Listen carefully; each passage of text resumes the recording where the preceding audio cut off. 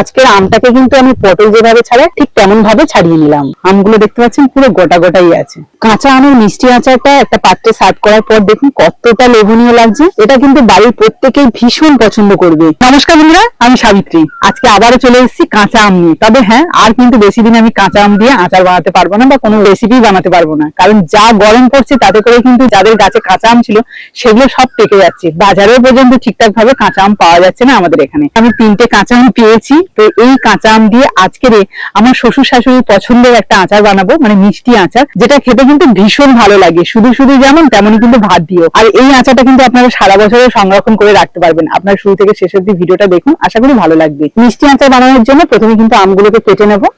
তবে আজকে আচারের জন্য আমটার পুরো খোসা ছাড়াবো না, অর্ধেকটা করে রাখবো আর অর্ধেকটা করে কিন্তু খোসা ছাড়াবো। পুরো আমের খোসা ছাড়িয়ে দিলে কি হয় বলুন তো, ঘেঁটে যায় তাড়াতাড়ি। এই দেখুন, আমটাকে কিন্তু পটল যেভাবে ছাড়ায় ঠিক তেমন ভাবে ছাড়িয়ে নিলাম। তো চলুন এবার আমি মাঝখান থেকে কেটে নিই। পাকা পাকা কিন্তু ভাব চলে এসছে। আমটাকে ঠিক আমি এইভাবে টুকরো করে নিলাম। 3টে আম বেশ সুন্দর করে কেটে নিলাম। তো বন্ধুরা দেখুন, এখানে তো আমি 3টে আম দিয়ে আচারটা বানাচ্ছি, তাই খুব বেশি পরিমাণে কিন্তু হয়নি। তবে হ্যাঁ, আপনারা যদি সারা বছর সংরক্ষণ করে রাখতে চান তাহলে কিন্তু একটু বেশি পরিমাণে আম নেবেন।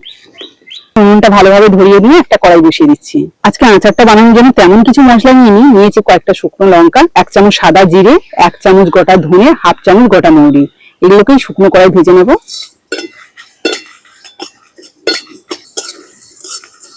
1 থেকে 1.5 মিনিটের মধ্যে নাড়াচাড়া করে কিন্তু মশলাটা খুব সুন্দর করে ভেজে নিলাম। এবার এটাকে নামিয়ে নিয়ে হালকা ঠান্ডা করে তারপর গুঁড়ো করে নেব। মশলাটা তো ঠান্ডা হলে আমি গুঁড়ো করে নেব, তবে তার আগে আমি আচারটা বানানো শুরু করে দিই। আচার বানানোর জন্য প্রথমে কড়াইয়ের মধ্যে দিয়ে দিচ্ছি অল্প একটু সর্ষের তেল, মানে ওই 1.5 চামচ মতো সর্ষের তেল দিলাম। এবার এই তেলের মধ্যে দিয়ে দিচ্ছি শুকনো লঙ্কা, তেজপাতা, আর দিয়ে দিচ্ছি প্রায় 1 চামচ মতো 5 ফোড়ন। 5 ফোড়নটা দেখুন হালকা ভেজে নিয়েছি। এবার দিয়ে দিচ্ছি কেটে রাখা আম। এবার এই তেলের মধ্যে আমগুলোকে সুন্দর করে একটু ভেজে নেব।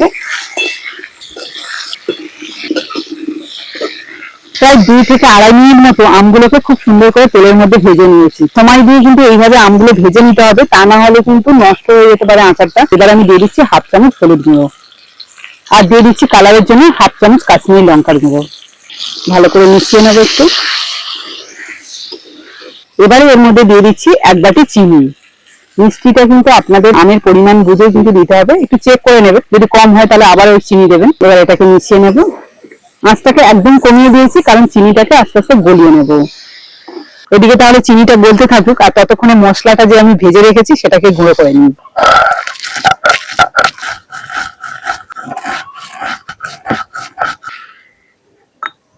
দানা দানা রেখেই কিন্তু গুঁড়ো করে নিলাম। এদিকে দেখুন চিনিটা গলে গিয়ে কতটা জল হয়েছে। তো এর মধ্যে কিন্তু এখন আমি নুন দিইনি, তাই এখন স্বাদ অনুযায়ী নুনটা দিয়ে দেবো। একটু ভালোভাবে আমগুলো কিন্তু ভেজে নিলে দেখবেন গোটা গোটাই থাকবে। দেখুন এখানে কিন্তু একটাও আম ভেঙে যায়নি বা গলে যায়নি। এইভাবে কিন্তু লো টু মিডিয়াম আছে আচারটাকে রেডি করব। দেখুন শ্বশুর শাশুড়ির জন্য আচার বানাচ্ছি, সেটা তো একটু সময় দিয়ে ধৈর্য ধরে ভালোবেসে বানাতে হবে। ভালো যদি না হয় আচারটা, তাহলে কিন্তু খেতে চাইবে না, আমার তখন খারাপ লাগবে। চিনির রসটা কিন্তু বেশ অনেকটাই আছে, অল্প একটু মশলা দিয়ে দেবো, মানে যে মশলাটা আমি রেডি করেছি তার মধ্যে অর্ধেকটা এখন দিয়ে দিচ্ছি। আরো 2 মিনিট মতো একটুখানি ফুটিয়ে নেবো। আরো 2 মিনিট ফোটানোর পর কিন্তু পারফেক্ট ভাবে আচারটা রেডি হয়ে গেছে।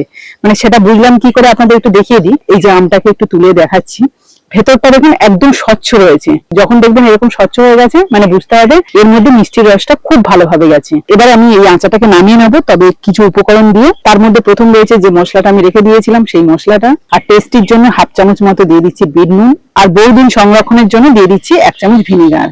এবার সবকিছু মিশিয়ে নিলেই কিন্তু একদম কিন্তু পারফেক্ট ভাবে মিষ্টি আমের আচার রেডি। আমগুলো দেখতে পাচ্ছেন পুরো গোটা গোটাই আছে। আর এই যে যেটুকু ঝোল ঝোল মনে হচ্ছে আচারে, এটা কিন্তু ঠান্ডা হলে ঘন হয়ে যাবে। তো চলুন আমের এই মিষ্টি আচারটা এবার নিচে নামিয়ে ঠান্ডা করে নিই। বেশ কিছুক্ষণ রেখে দিয়েছিলাম ঠান্ডা হওয়ার জন্য, ভালোভাবে ঠান্ডা হয়ে গেছে। এই দেখুন কতটা ঘন হয়ে গেছে, দেখতে পাচ্ছেন।